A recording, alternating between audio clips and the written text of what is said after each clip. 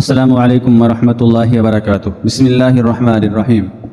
دولت اسلامیہ کے نوجوان اور خوبرو قاضی شریح بن حارث کو اندازہ نہ تھا کہ اس کی منگیتر حسین و جمیل ہونے کے ساتھ ساتھ بلا کی سلیقہ شعار اور خوش گفتار بھی ہوگی۔ وہ تو اس کے حسن و جمال کی شہرت سن کر اس کے والدین کو نکاح کا پیغام بھجوا چکے تھے۔ زینب کے والدین کے لیے پیغام نکاح بڑی اعزاز کی بات تھی، کیونکہ ان کی بیٹی کا رشتہ طلب کرنے والی شخصیت کوئی معمولی ہستی نہ تھی، بلکہ انہیں حضرت علی بن ابی طالب کرم اللہ وجہہ افضل العرب قرار دے چکے تھے، اور ان کی اعلیٰ درجے کی فہم و فراست کی وجہ سے انہیں مملکت کا چیف جسٹس بنا لیا گیا تھا۔ چنانچہ زینب کے والدین نے اس کی رضامندی سے ان کی درخواست برضا و رغبت قبول کر کے حق مہر کی وصولی کے بعد تقریب نکاح کی تاریخ مقرر کر لی۔ اگرچہ یہ تاریخ ہفتے عشرے سے زیادہ نہ تھی، لیکن قاضی شریح کے لیے یہ دن مہینوں اور سالوں کی طرح طویل تھے۔ چنانچہ تقریب نکاح کے بعد یہ سلیقہ شعار، ملنسار اور خوش گفتار خاتون اپنے ہمجولیوں اور باندیوں کے درمیان اس شان سے چلنے لگی جیسے کوئی ملکہ گارڈ آف آنر کا معائنہ کر رہی ہو۔ قبیلے کی خواتین کا استقبالی جلوس اس کی راہ پر نظریں بچھا رہا تھا، اور وہ ان کے درمیان یوں محسوس ہو رہی تھی جیسے نیلگوں آسمان پر روشن ستارے کی جھرمٹ میں 14ویں کا چاند ہو۔ جو ہی وہ اپنی شایان شان حجرہ عروسی میں داخل ہوئی تو اس کی معطر فضاؤں سے بے خود ہو گئی اور بستر پر بیٹھ کر سستانے لگی۔ ہم جولیاں اور باندیاں دائیں بائیں بیٹھ کر اس کا دل بہلانے لگی، اس کی خوش قسمتی پر تبصرے کرنے لگی کہ زہے قسمت مور اور مورنی کا یہ جوڑا کیا خوب نظر آئے گا۔ شوہر چیف جسٹس ہے تو بیوی بھی 14ویں کا چاند نظر آ رہی ہے۔ چند گھڑیوں بعد انہیں حکم ملا کہ دلہا تشریف لا رہے ہیں، اس لیے کمرہ خالی کر دیا جائے۔ چنانچہ وہ اٹھ کر اپنے گھروں کو روانہ ہو گئی، اور یہ اپنے آپ کو آنے والے لمحات کے لیے تیار کرنے لگی۔ جب قاضی شریح کمرہ عروسی میں داخل ہوئے تو اپنی بیوی حورت مثال کو دیکھ کر دنگ رہ گئے۔ چند گھڑیاں تو وہ اس سرو قامت دل ربا کے جمال بے مثال اور حسن با کمال کا مشاہدہ کرتے رہے۔ پھر جی میں آیا کہ جب تک میں اس نعمت کے لیے شکرانے کے طور پر 2 رکعت نفل ادا نہ کر لوں اس وقت تک اسے ہاتھ نہ لگاؤں گا۔ فوراً واپس گئے اور وضو کر کے مصلی پر آن کھڑے ہوئے۔ وہ دوشیزہ جس قدر خوبصورت اور حسین و جمیل تھی، اسی قدر خوبصورت اور فہیم و عقیل بھی تھی۔ جب اس نے اپنے شوہر کو مصلی پر کھڑے دیکھا تو فوراً وضو کر کے وہ بھی ان کے پیچھے نوافل ادا کرنے لگی۔ نہایت خشوع و خضوع کے ساتھ نماز ادا کرنے کے بعد جب قاضی شریح اس کی طرف متوجہ ہوئے تو وہ گویا ہوئی، اے ابو امیہ، ذرا اطمینان سے تشریف رکھیے اور پہلے میری بات سن لیجیے۔ میں اول تو اللہ تعالیٰ کی حمد و ثنا بیان کرتی ہوں، اس سے مدد مانگتی ہوں، اس سے مغفرت کا سوال کرتی ہوں، اور نفس امارہ کی شرارتوں سے اس کی پناہ چاہتی ہوں، اس سے اپنی خطاؤں اور کوتاہیوں سے درگزر کرنے کا سوال کرتی ہوں، اور اس بات کی گواہی دیتی ہوں کہ اس کے سوا کوئی عبادت کے لائق نہیں، اور حضرت محمد صلی اللہ علیہ وآلہ وسلم اس کے بندے اور رسول ہیں۔ اللہ تعالیٰ ان پر ان گنت درود و سلام نازل فرمائے۔ سنیے، میں نوبارد خاتون ہوں اور مجھے آپ کی پسند اور ناپسند کا کچھ پتہ نہیں، لہٰذا آپ مجھے اپنی پسند اور ناپسند کے متعلق بتا دیں تاکہ میں وہ کام کروں جو آپ کو پسند ہو اور ان سے بچوں جو آپ کو ناپسند ہو۔ دیکھیے، آپ کی برادری میں بھی خواتین موجود تھیں جو آپ کے نکاح میں عاشقی تھیں، اور میری برادری میں بھی مرد موجود تھے جو میرا جوڑ تھے، لیکن اللہ تعالیٰ جو چاہے وہ ہو کر رہتا ہے۔ اس لیے اگر میں آپ کو پسند ہوں تو مجھے اچھائی کے ساتھ اپنے پاس رکھیے، ورنہ مجھے احسان کے ساتھ رخصت کر دیجیے۔ میری بات ختم ہوئی۔ اللہ تعالیٰ مجھے اور آپ کو خوش و خرم رکھے اور ہماری خطاؤں سے درگزر فرمائے۔ اب آپ مجھے اپنی ترجیحات سے آگاہ فرمائیں، میں غور سے آپ کی باتیں سنوں گی۔ قاضی شریح تو اس کے بے مثال حسن و جمال پر فدا ہو ہی رہے تھے، نہایت اطمینان سے جواب دیا، اے سعادت مند خاتون، عقل و دانش سے بھرپور باتیں جو تم نے اس موقع پر کہی ہیں، اگر تو ان پر پوری اتری تو فابیہا، ورنہ یہ تم پر حجت ہوں گی۔ سنیے، اگر تمہیں میرے ساتھ زندگی بسر کرنا گوارا ہو تو میری کوتاہیوں پر پردہ پوشی کرنا، اگر کوئی خوبی نظر آئے تو اسے علل اعلان بیان کرنا، فلاں اور فلاں قبیلے کے لوگ برے ہیں، انہیں میرے گھر میں گھسنے نہ دینا، فلاں اور فلاں قبیلے کے فلاں فلاں آدمی اچھے ہیں، انہیں ہمارے ہاں آنے کی اجازت ہے، انہیں نہ روکنا۔ وہ گویا ہوئی، جناب، اگر میرے ماں باپ اور بہن بھائی یہاں میرے پاس آئیں تو آپ کا رد عمل کیا ہوگا؟ انہیں آنے کی اجازت ہے، لیکن ان کا یہاں زیادہ دن ٹھہرنا مجھ پر گراں گزرے گا۔ قاضی صاحب نے وضاحت کی۔ چنانچہ قاضی صاحب نے ساری زندگی کوئی اس میں ایسی بات نہ دیکھی جو ناراضگی کا باعث ہو، اور وہ یہ کہا کرتے تھے کہ میں لوگوں کو دیکھتا رہتا ہوں کہ وہ اپنی بیویوں کو مارتے پیٹتے ہیں۔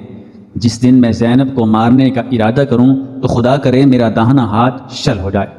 زینب سورج ہے اور دیگر عورتیں ستارے۔ جب سورج طلوع ہوتا ہے تو باقی ستارے نظروں سے اوجھل ہو جاتے ہیں۔ ایک دن قاضی شریح رحمۃ اللہ تعالیٰ علیہ کی امام شافعی رحمۃ اللہ تعالیٰ علیہ سے ملاقات ہوئی تو امام شافعی رحمۃ اللہ تعالیٰ علیہ نے ان سے گھریلو حالات کے بارے میں سوال کیا۔ قاضی شریح نے انہیں بتایا کہ میں نے اس عورت کے ساتھ پہلی رات بہت اچھی گزاری، اس طرح اس کے ساتھ زندگی بسر کرتے مجھے 1 سال گزر گیا، اور اس دوران میں نے اس میں کوئی ناپسندیدہ بات نہ دیکھی۔ شادی سے ٹھیک 1 سال بعد کی بات ہے کہ ایک روز میں اپنے عدالتی کاموں سے فارغ ہو کر جب گھر آیا تو کیا دیکھتا ہوں کہ ایک بوڑھی عورت گھر میں ہے۔ میں نے پوچھا یہ کون ہے؟ میری بیوی نے بتایا کہ یہ آپ کی ساس ہے۔ میری ساس نے میری طرف متوجہ ہو کر کہا، اے شریح تو نے اپنی بیوی کو کیسا پایا؟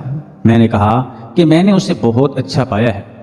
تو اس نے کہا، شریح 2 حالتوں کے علاوہ عورت کی حالت کبھی نہیں بگڑتی، ایک یہ کہ جب عورت بچے کی ماں بن جائے، دوسری یہ کہ اس کا خامند اس کے حد سے بڑے ہوئے ناز و نخرے دیکھتا رہے اور اسے کچھ نہ کہے۔ اللہ کی قسم، ناز و نخرے والی عورت جیسا بڑا شر کبھی بھی کسی نے اپنے گھر جمع نہیں کیا، لہٰذا میری بیٹی کو جتنا چاہے مؤدب و مہذب بنا، تجھے کوئی روک ٹوک نہیں۔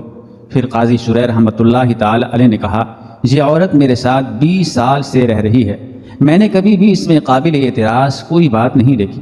ہاں زندگی میں صرف 1 دفعہ میں نے اس پر اعتراض کیا تھا، اور حقیقت یہ ہے کہ اس موقع پر بھی یہ بے قصور تھی اور غلطی میری تھی۔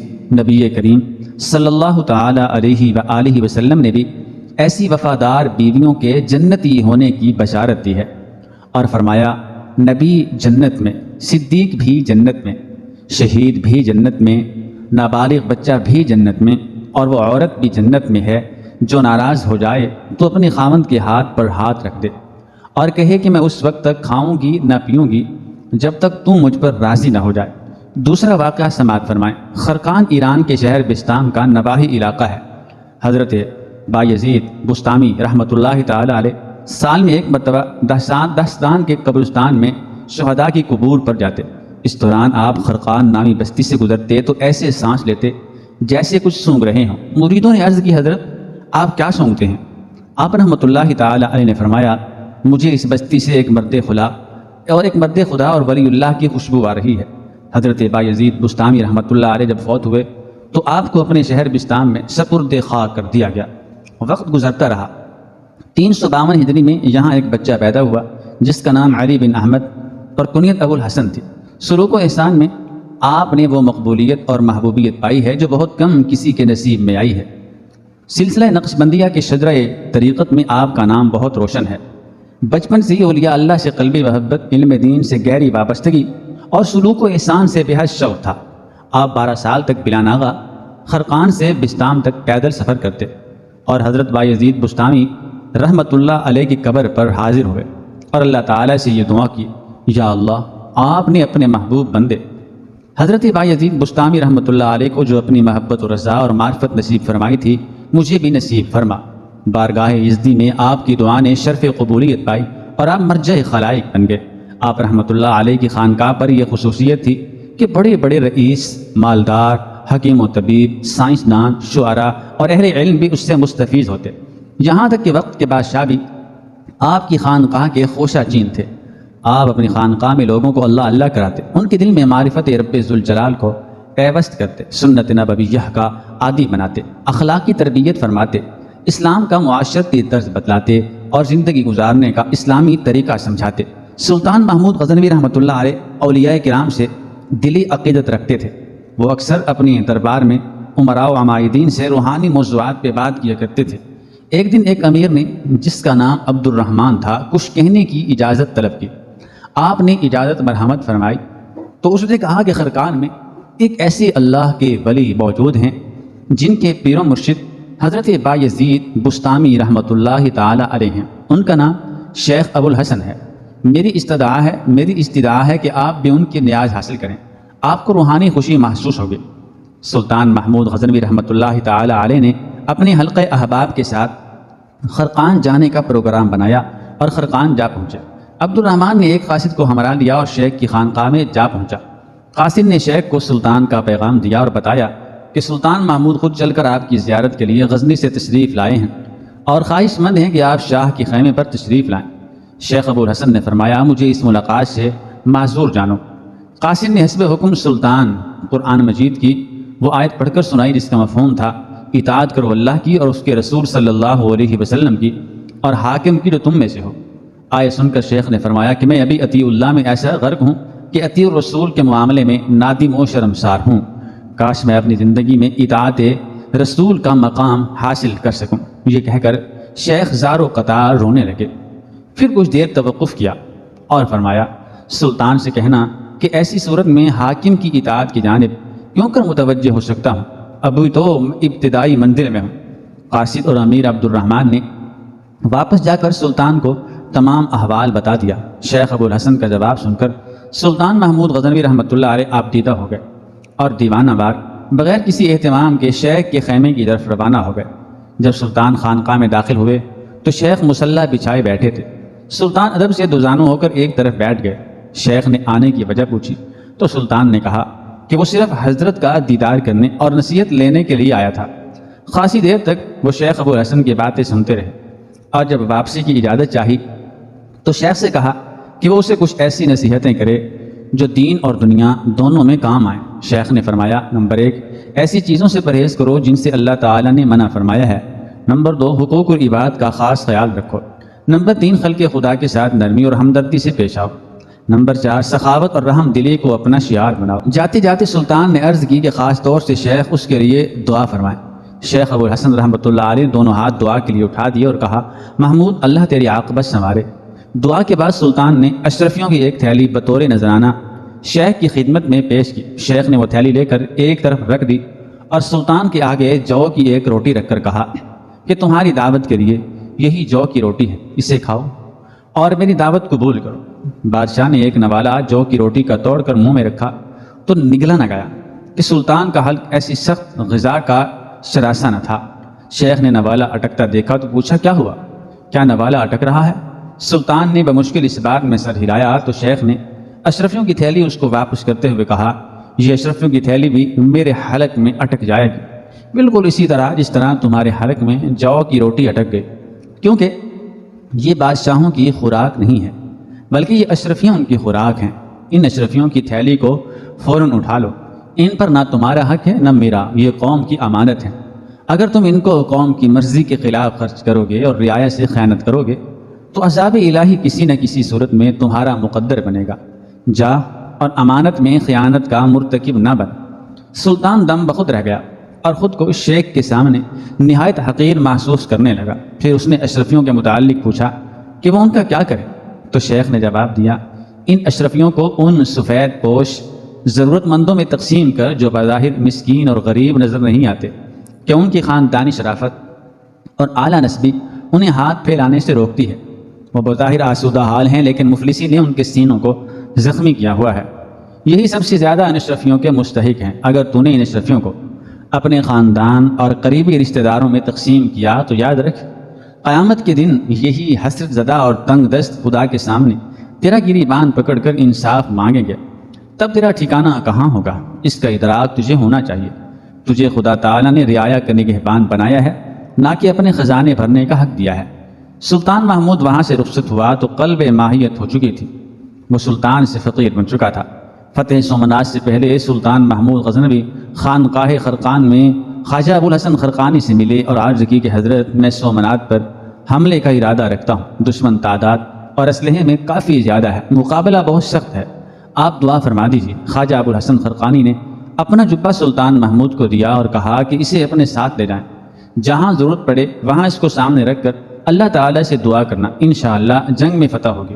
سومنات کی جنگ کے دوران سلطان محمود غزنوی نے جبہ سامنے رکھا اور یوں دعا کی الہی اس خرقہ کی آبرو کے صدقے مجھے ان کافروں پر فتح عطا کر، مجھے یہاں سے جو مال غنیمت ملے گا وہ سب غریبوں، یتیموں، فقراء اور مساکین میں تقسیم کر دوں گا۔ جنگ فتح ہوئی اور سلطان فاتح بن کر وہاں سے لوٹا۔ کافی عرصہ بعد سلطان شکریہ ادا کرنے کے لیے خانقاہ خرقان پہنچا اور سارا واقعہ سنایا۔ خواجہ ابو الحسن خرقانی نے پوچھا کہ سلطان یہ بتاؤ تم نے کیا دعا مانگی تھی؟ سلطان نے بتایا کہ میں نے دعا مانگی تھی کہ مجھے سومنات کا فاتح بنا۔ خواجہ ابو الحسن خرقانی نے سنا تو فرمانے لگے سلطان تو نے بہت سستا سودا کر لیا، اگر آپ یہ دعا کرتے کہ مجھے ساری دنیا کا فاتح بنا تو اللہ تعالیٰ آپ کو ساری دنیا کا فاتح بنا دیتے۔ حضرت شیخ ابو الحسن خرقانی رحمۃ اللہ علیہ کا مقام اولیاء کرام میں بہت بلند ہے۔ اپنے وقت کے معروف صوفی اور شاعر فرید الدین عطار نے تذکرۃ الاولیاء میں شیخ کا ذکر نہایت ادب سے کیا ہے۔ انہوں نے شیخ کو سلطان سلاطین مشائخ کہا ہے۔ ان کے علاوہ مولانا رومی رحمۃ اللہ علیہ، خواجہ عبداللہ انصاری رحمۃ اللہ علیہ جامی اور دیگر شعراء نے بہت سے اشعار عقیدت کے طور پر شیخ کے لیے کہے ہیں۔ شیخ ابو الحسن خرقانی رحمۃ اللہ علیہ 962 عیسوی کے مطابق 325 ہجری میں خرقان میں پیدا ہوئے۔ 10 محرم 1033 کے مطابق 425 ہجری میں آپ رحمۃ اللہ علیہ کا وصال ہوا۔